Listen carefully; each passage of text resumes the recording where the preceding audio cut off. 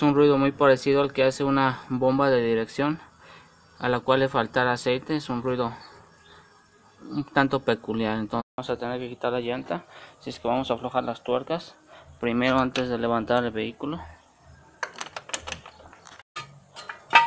Usamos una torre para evitar accidentes.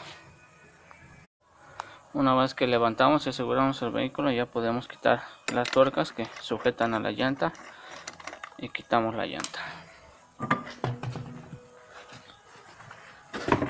Entonces lo primero que vamos a hacer es quitar la banda. Bien, antes de que quites la banda, te sugeriría que te hicieras un diagrama de por dónde circula la banda para que te facilite el trabajo a la hora de armar. Bien, quitar la banda es relativamente sencillo. Con una llave 14 milímetros la pones en el tornillo del tensor y la giras como si estuvieras apretando el tornillo en el sentido de las manecillas del reloj, lo que va a ocasionar que pierda tensión, y de esta manera vas a poder quitar la banda. Bien, una vez que quitaste la banda, giras la polea. Se alcanza a apreciar el ruido que hace el valero, está muy reseco. Entonces, en este caso, esta es la culpable de que me haga un ruido como si se tratara de una bomba de dirección a la que le faltara aceite. Entonces la vamos a quitar.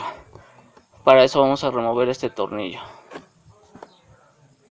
Para poder quitar la polea vas a necesitar una llave 18 milímetros o un dado. Nada más lo aflojas, sentido contrario a las manecillas del reloj.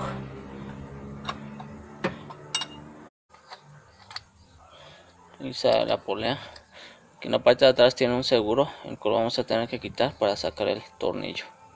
También te voy a recomendar que cheques en qué condiciones están las demás poleas.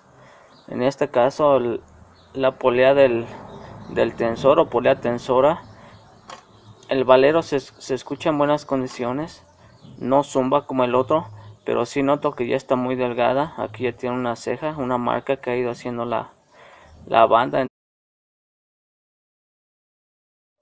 Para quitar esta polea tensora es igual que con la polea loca, nada más aflojas el tornillo, sentido contrario a las manecillas del reloj, y la quitas. Gracias por mirar este video, espero te haya sido útil la información que te he presentado y te invito a que te suscribas a mi canal, donde vas a encontrar más información interesante sobre autos.